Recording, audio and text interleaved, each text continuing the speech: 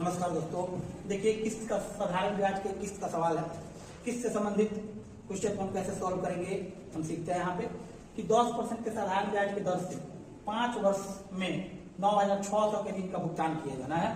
तो वार्षिक किस्त कितनी होनी चाहिए, वार्षिक किस्त कितनी होनी बहुत ही इंपॉर्टेंट है। किस्त पे आज हमारी जिंदगी भी चल रही है, तब सभी के पास जो भी सामान आप देखते हैं अधिकतर किस्त पे लिया जाता है। तो कैसे किस्त पे साधारण ब्याज का हम यूज करते हैं। 10% अगर 5 वर्ष में देना है जी, 9,600 का ऋण है, कितना का वार्षिक भुगतान होगा, 5 वर्ष में देना है। हम आसान तरीके से इसमें हम यदि पहला किस्त को 100 मान लेते हैं, 5 वर्ष में देना है तो 5 वर्ष बराबर ही किस्त देना है, तो हम 5 को 100 मान लेते हैं, 5 को 100 मान लेते हैं, 5 बार किस्त हो गया, बराबर ही देना है। अब यहाँ पे हम ये सोचते हैं, ये हम बनाते हैं देखकर कि यदि ये चौथे वर्ष का किस्त, ये पहले वर्ष का, ये दूसरा, तीसरा, चौथा, पांचवा, यदि चौथे वर्ष का किस्त हम चौथे वर्ष में नहीं देंगे, यदि 5वें वर्ष में दें तो क्या होगा, यदि 10% ब्याज लग जाएगा। तो यहाँ से हम नहीं देकर यहाँ देंगे तो ये 110 रुपया आपको देना होगा।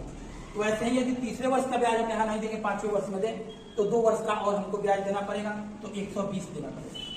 वैसे ही यदि हम दूसरे वर्ष का किस्त यहाँ नहीं दें, इसको हम 5वां वर्ष में ले जाकर दें तो 10% यहाँ, 10% यहाँ, 10% यहाँ, 30% और हमको ब्याज देना पड़ेगा, तो ये 130 देगा। और यदि पहले वर्ष का भी हम यहाँ नहीं दें, इसको भी हम ले जाके आखिरी में दें तो 10% का ब्याज, 10% का, 10% का, 10% का 4 बार, यानी कि 140 देना पड़ेगा, 140 नंबर का वर्ष। आपका ये काम हो गया। आप चाहते तो ये नहीं भी लिख सकते थे, डायरेक्ट 10% बढ़ सकते थे। ये होता है हमारा पहला किस्त, ये आएगा किस्त का मान, और इस सबको आप ऐड कर दीजिए। ये हो गया 1, 2, 3, 4, 500, 570, 90, 600 हो गया। ये टोटल को हम ऐड कर देते हैं तो ये होगा 600, और ये जो 600 होता है वो कुल हमारी राशि होती है, जो हमारा ऋण है, कुल हमारा जो ऋण है वो ये होगा। अब हमारे सवाल में क्या दिया, 9600 का ऋण है, हमारा आया 600 रेशियो, तो हम यहाँ से कर देंगे कि 600 रेशियो बराबर 9600। यहाँ से ये कट जाएगा, एक रेशियो का वैल्यू निकालिएगा तो हो गया 1696, एक रेशियो बराबर 1600।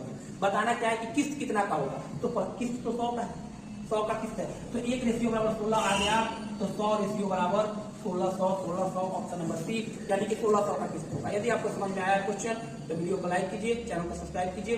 धन्यवाद।